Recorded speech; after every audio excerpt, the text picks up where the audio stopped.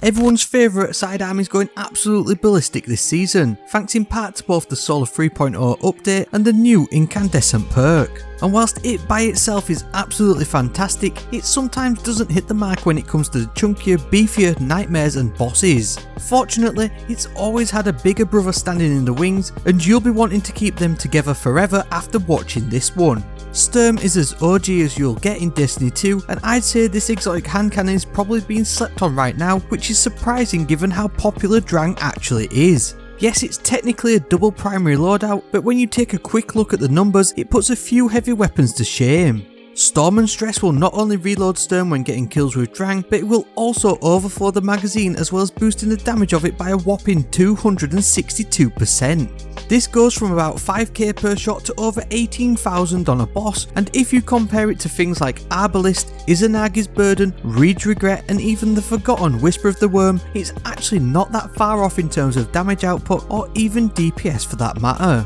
Given that you can get off for a number of rounds using Sturm in the time it takes to charge or reload these other heavy hitting weapons, it really actually can make it a viable option. Plus, it doesn't rely on the sometimes lackluster special or heavy ammo economy.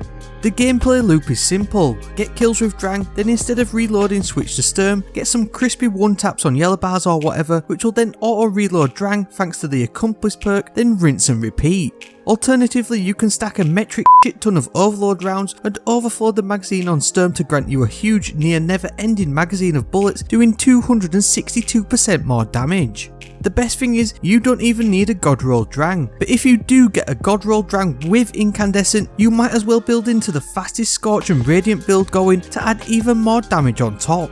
You really want to lean into all the Scorch fragments to minimise your acrobat's dodge cooldown to roughly 15 seconds. Ember of Ashes will apply more stacks of Scorch to targets, with the Ember of Singeing being the main benefactor, as applying Scorch will recharge your class ability faster. You can also apply Scorch from any solar ignitions with the Ember of CHAR, so why not blow enemies up with your dead shot knock 'em down golden gun and use the Ember of Combustion to ignite enemies on final blows with your super. Ember of Solace will then grant you an extended timer for your radiant effect, effectively the same timer as your acrobat's dodge cooldown.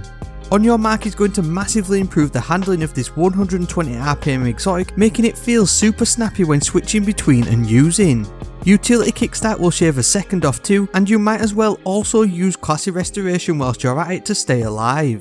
A maxed out mobility stat at tier 100 is absolutely ideal, with Powerful Friends still being a solid shout to help you do this.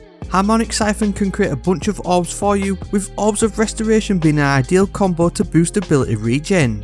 But Frosties really are the tip of this fiery iceberg, as these exotic pants and the rapid cooldown perk will drastically improve and speed up all of your ability recharge rates whilst you're sprinting.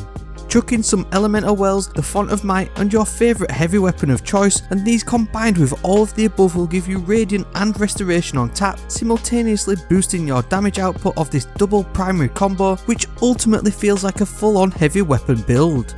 The Destiny Item Manager build link is down below for you to copy if you wish, and if you enjoyed this quick 3-minute build, then maybe you need some more rapid fire build options too.